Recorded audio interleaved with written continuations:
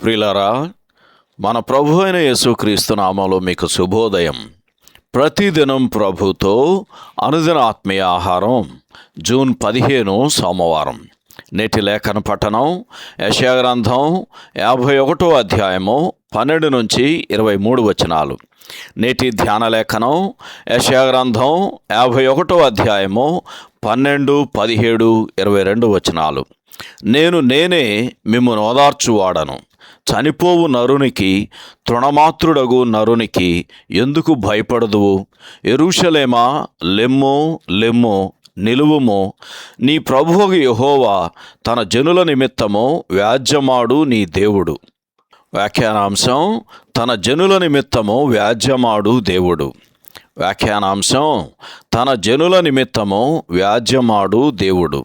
వ్యాఖ్యానం: నేనే మిమ్మును ఓదార్చువాడను అని యెషయా గ్రంథం 51వ అధ్యాయం 12 వచనంలో ఆయన అభయమిస్తున్నాడు. దేవునికి వేరుగా నిజమైన ఆదరణ దొరకదని ఎంతమంది విశ్వాసులు అనుభవపూర్వకంగా ఎరిగి ఉన్నారో కదా. నిజముగా ఆయనే సమస్తమైన ఆదరణను అనుగ్రహించు దేవుడు అని కొరింథీయులకు రాసిన 2వ పత్రిక 1వ అధ్యాయము 3వ వచనంలో చదువుతాము. అయితే కొన్నిసార్లు మనం కూడా కీర్తనాకారుని వలె నా ప్రాణము ఓదార్పు పొందనల్లకయున్నది అను అనుభవంలో ఉండి ఉండవచ్చు. 77వ కీర్తన 2వ వచనం చదవండి. హృదయాన్ని స్పృశించే దేవుని యొక్క పిలుపులకు ఆయన ప్రజల నుండి ఎటువంటి స్పందన ఉండకపోవచ్చు. నీతిని వెంటాడే బలహీనులైన శేషము తప్ప ఎవడునూ ఉత్తరమియ్యలేదు అని యెషయా గ్రంథం 50వ అధ్యాయము 2వ వచనంలోనూ, యెషయా గ్రంథం 66వ అధ్యాయం 4వ వచనంలో కూడా చదువుతాం.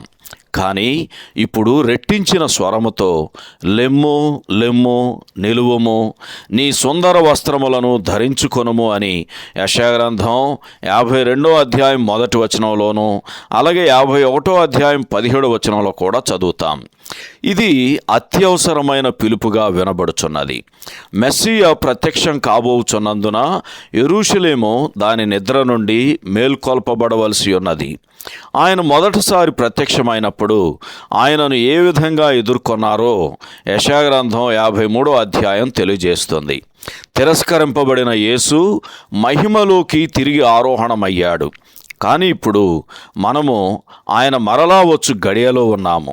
మన ప్రభు అయిన యేసు ఇదిగో త్వరగా వచ్చుచున్నాను అని ఆయన చేసిన వాగ్దానమును మనకు జ్ఞాపకం చేస్తున్నాడు. అంతేగాక ప్రకటన గ్రంథం 22వ అధ్యాయము 12వ వచనం, అలాగే 16, 17 వచనాల్లో రాయబడినట్లు, నేను ప్రకాశమానమైన వేకువ చొక్కనై ఉన్నాను అని తనను గూర్చి తాను తెలియజేస్తున్నాడు. మెలకువగా ఉండి నిరీక్షణతో నింపబడిన వధువు ఆత్మతో కలిసి రమ్ము అని చెప్పుచున్నది. అటువలనే మనలో ప్రతి ఒక్కరము కూడా మన హృదయములో ఈ మాటలను ప్రతిధ్వనింపచేస్తూ ఆమేన్, ప్రభు అయిన యేసు రమ్ము అని బదులిద్దాము. సహోదరుడు జాన్ కోక్లన్. శుభములతో వందనాలు. ఈ సందేశాలకు సంబంధించి కానీ బైబిల్కు సంబంధించి కానీ మీకేమైనా ప్రశ్నలు ఉంటే ఈ క్రింది నంబరుకు వాట్సాప్ ద్వారా పంపించండి. మీ ఆత్మీయ క్షేమాభివృద్ధి కోసం అనుభవజ్ఞుల ద్వారా జవాబులు అందించబడతాయి.